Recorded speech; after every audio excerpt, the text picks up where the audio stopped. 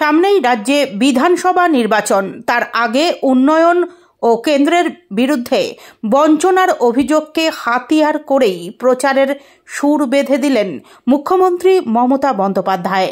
বৃহস্পতিবার নদিয়ার কৃষ্ণনগরে প্রশাসনিক সভা থেকে এক গুচ্ছ প্রকল্পের উদ্বোধন ও শিলান্যাস করার পাশাপাশি বঞ্চনার অভিযোগ তুলে ফের সুর চড়ালেন তিনি। 100 দিনের কাজের বকেয়া টাকা থেকে শুরু করে আবাস যোজনা, একাধিক ইস্যুতে নরেন্দ্র মোদী সরকারের বিরুদ্ধে তোপ দেগে জানিয়ে দিলেন রাজ্যের আর দিল্লির ভিক্ষের প্রয়োজন নেই। এদিন রাজ্যের নিজস্ব তহবিলে তৈরি প্রায় 20,000 কিলোমিটার নতুন পথশ্রী রাস্তার উদ্বোধন করেন মুখ্যমন্ত্রী। তিনি বলেন, কেন্দ্রীয় সরকার আমাদের টাকা বন্ধ করে দিয়েছে, কিন্তু তা সত্ত্বেও আমরা থেমে থাকিনি। আজ এই পবিত্র মাটি থেকে আমরা আরও 20,000 কিলোমিটার নতুন রাস্তার উদ্বোধন করলাম। রাজ্যের উন্নয়নের পরিসংখ্যান তুলে ধরে তিনি জানান, গত 14.5 বছরে রাজ্য সরকার নিজস্ব উদ্যোগে 1,83,084 কিলোমিটার রাস্তা তৈরি করেছে। কেন্দ্রীয় সরকারের টাকা বন্ধ করে দেওয়ার পরও রাজ্য নিজের টাকায় 39,000 রাস্তা আগেই তৈরি করেছিল। এবার তার সঙ্গে যুক্ত হলো আরও 20,000 কিলোমিটার পথ।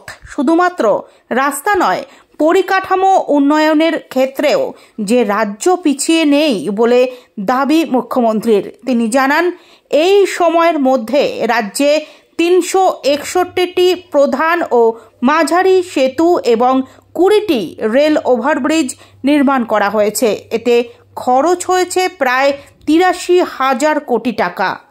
রাস্তা উদ্বোধনের মঞ্চ থেকেই রাজনৈতিক বাণে কেন্দ্রকে বিদ্ধ করেন মুখ্যমন্ত্রী। তার অভিযোগ, বাংলা গ্রামীণ আবাস যোজনা 100 দিনের কাজ এবং গ্রামীণ রাস্তা তৈরিতে প্রথম স্থান অধিকার করেছিল, আর সেটাই কেন্দ্রের চক্ষুশূলের কারণ। মুখ্যমন্ত্রীর কথায়, যে ভালো কাজ করে সে পায় শূন্য, আর ডবল ইঞ্জিন সরকার বিজেপি হবে কোটি কোটি টাকাতে পূর্ণ। এই তো হচ্ছে ডাবল ইঞ্জিন সরকারের কাজ। তিনি অভিযোগ করেন, গত 4 বছর ধরে 100 দিনের কাজের টাকা এবং গ্রামীণ আবাস যোজনার টাকা আটকে রেখেছে কেন্দ্র, অথচ রাজ্য নিজেদের কাজ করে গিয়েছে। কেন্দ্রের বঞ্চনার পাল্টা হিসেবে রাজ্য সরকার যে নিজস্ব উদ্যোগে কর্মশ্রী প্রকল্প চালু করেছে, তার সাফল্যের খতিয়ানও এদিন পেশ করেন তিনি। জানান, কর্মশ্রী প্রকল্পের মাধ্যমে ইতিমধ্যেই 78,31,000 জব কার্ড হোল্ডারকে কাজ দেওয়া হয়েছে। 100 দিনের প্রকল্পে যেখানে গড়ে 30 থেকে 40 দিনের কাজ মিলিত, সেখানে কর্মশ্রীতে রাজ্য গড়ে 70 দিনের কাজ দিচ্ছে এবং আগামী দিনে তা বাড়িয়ে 75 দিন করা হবে বলেও আশ্বাস দেন তিনি, যার জন্য রাজ্যের কোষাগার থেকে ব্যয় হয়েছে প্রায় 20,776 কোটি টাকা। আদালতের নির্দেশের প্রসঙ্গ টেনে প্রশাসনিক দীর্ঘসূত্রিতার অভিযোগও আনেন মমতা। তিনি বলেন, হাইকোর্ট ও সুপ্রিম কোর্টের নির্দেশের পরও কেন্দ্র এতদিন চুপ ছিল।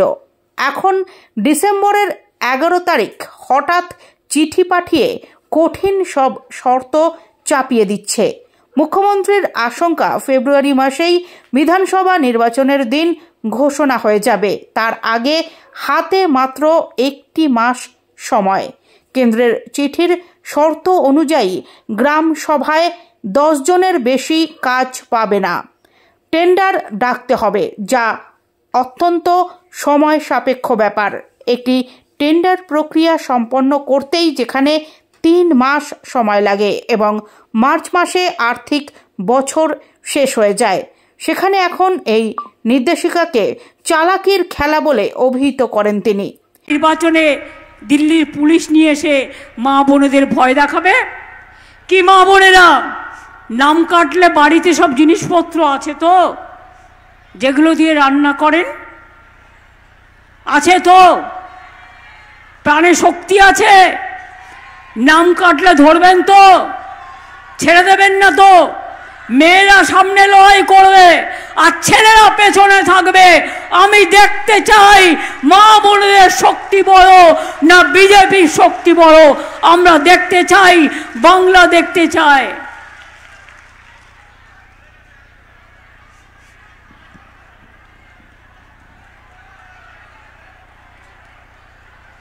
আমি পরিষ্কার করে বলছি, আমি সাম্প্রদায়িকতাকে বিশ্বাস করি না, কিন্তু আমি ধর্ম নিরপেক্ষতাকে বিশ্বাস করি। আমি সৎ ধর্মকে নিয়ে চলতে চাই। আমি সেকুলার পলিটিক্স করি। বিজেপি ইলেকশন আসলেই টাকা দিয়ে, অন্য রাজ্যের লোক পাঠিয়ে, কাউকে কাউকে টাকা দিয়ে কিনে নিয়ে ভোট ভাগাভাগির চেষ্টা করে। বর্ণে বর্ণে, ধর্মে ধর্মে, সম্প্রদায়ে সম্প্রদায়ে আমরা করি না। ধর্ম মানে কি? আপনারা চৈতন্য দেশের মানুষ। চৈতন্যদেবের পদধ্বনি হয়েছিল। চৈতন্যদেবের পদধ্বনিতে স্বর্ণখচিত হয়ে আছে নদিয়ার রাস্তাঘাট। এবার আমায় আপনারা বলুন তো, এরা যে গীতা পাঠ বলে, গীতা পাঠ তো আমরা সবাই বাড়িতে করি, যার যখন প্রয়োজন হয়।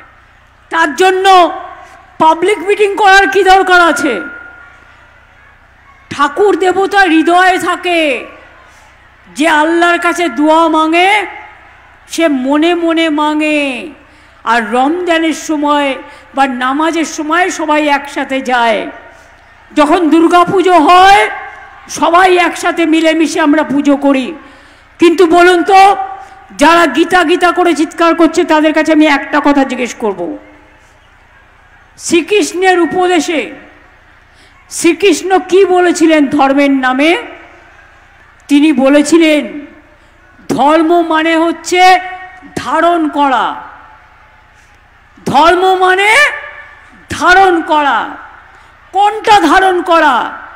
ধর্ম মানে পবিত্রতা। ধর্ম মানে মানবতা। ধর্ম মানে মনুষ্যত্ব। ধর্ম মানে শান্তি। ধর্ম মানে হিংসা নয়। ধর্ম মানে ভেদাভেদ নয়। ধর্ম নামে ভাগাভাগি করা নয়। বিজেপির বন্ধুরা যারা গীতা পাঠ করছেন, আশা করি আমার কথা শুনতে পাচ্ছেন, এর উত্তর দেবেন। রামকৃষ্ণ পরমহংসদেব কোনোদিন বলেনি যে হিন্দু মুসলমানে ভাগাভাগি করো। স্বামী বিবেকানন্দ বলেনি, রবীন্দ্রনাথ ঠাকুর বলেনি, নেতাজি বলেনি, মাতঙ্গিনী বলেনি। তাহলে আপনারা কে এ দেশের, যাদের না আছে মাথা, না আছে ছাতা?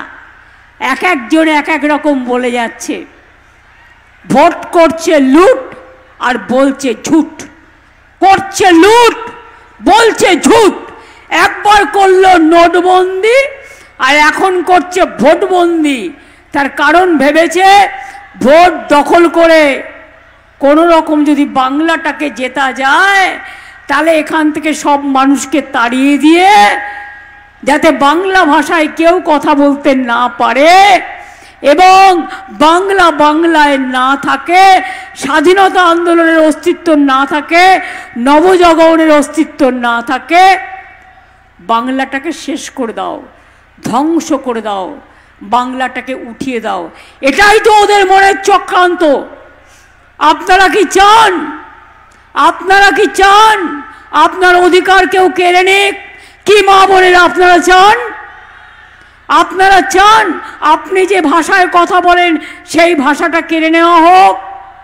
আমি সব ভাষাকে সম্মান জানাই। সব ভাষাকে সম্মান জানিয়ে বলছি, আমি বাংলার মাটিতে জন্মেছি। আমি বাংলা ভাষায় কথা বলবো, একবার নয়, লক্ষবার, কোটিবার, কোটিবার, কোটিবার। তাতে যদি গলাও কেটে দাও আমার কিচ্ছু যায় আসে না। দেশের জন্য আন্দোলন করলো যারা, প্রাণ দিল যারা, ফাঁসির কাঠে গেল যারা, আজকে তাদের কৈফিয়ত দিতে হবে। যে আমরা ভারতবর্ষের নাগরিক কিনা? লজ্জা করে না? যারা দাঙ্গা করে তারা দেশের নাগরিক, আর যারা শান্তি রক্ষা করে তারা দেশের নাগরিক নয়। এ কেমন কথা?